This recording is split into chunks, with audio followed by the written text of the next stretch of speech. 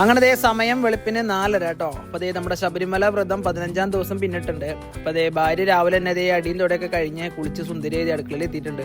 അപ്പൊ ദേ ഇന്ന് നമുക്ക് ഗ്രീൻ ടീ ആണ്. ഇന്ന് മുതൽ നമുക്ക് ദേ അബുദാബിന്ന് വന്ന ഗ്രീൻ ടീ ആണ് കേട്ടോ. അപ്പൊ രാവിലെ ദേ ഒരു ഗ്ലാസ് ഗ്രീൻ ടീ കഴിച്ച് നേരെ അരി അടുപ്പത്തിട്ടിട്ടുണ്ട്. അപ്പൊ ഇന്നത്തെ ചായക്ക് നമുക്ക് പുട്ടാണ്. അപ്പോൾ പഴം നല്ലതുപോലെ പഴുത്തുണ്ട്. അങ്ങനെ ദേ 6:45 നമ്മുടെ കുട്ടാപ്പ് ദേ എണീറ്റ് വന്നിട്ട് കേട്ടോ. അപ്പോൾ ഉറക്കം മിഴിച്ചിട്ടാണ് ഇരിക്കണേ. അപ്പോൾ കരയും താഴെ വെച്ച അപ്പ കറിയാം. അപ്പോൾ എൻ്റെ ഒക്കത്തിരുന്ന് ഉറങ്ങാനുള്ള പരിപാടിയാണ്. അങ്ങനെ ഇച്ചൂനെ ഉറക്കി കിടത്തിയിട്ട് ഞാൻ ദേ പാല് മേടിക്കാൻ പോയി.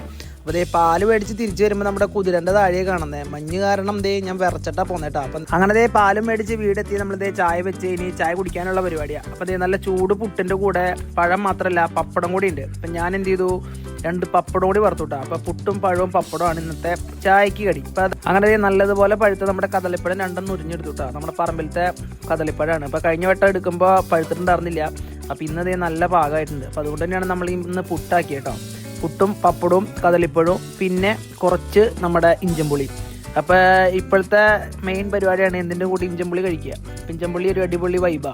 അങ്ങനെ ദേ രാവിലെ തന്നെ തണുത്ത് വിറങ്ങലിച്ച് ചായ കൂടി അങ്ങോട്ട് കഴിഞ്ഞു. അപ്പോൾ ദേ ചായ കുടിക്കുമ്പോൾ ദേ നമ്മുടെ പഴയകാല സിനിമകൾ കണ്ടിരുന്നു കഴിഞ്ഞാൽ ചായക്ക് ഒരു പ്രത്യേക സ്വാദാണ്. അങ്ങനെ ദേ ചായ കൂടി കഴിഞ്ഞ് പുറത്തിറങ്ങിയപ്പോൾ ഇച്ചു വീണ്ടും എണീച്ച് ദേ അമ്മയുടെ കൂടെ അടിച്ചു വാരൽ തുടങ്ങിയിട്ടുണ്ട്. ഇത്രയേ ഉള്ളൂ.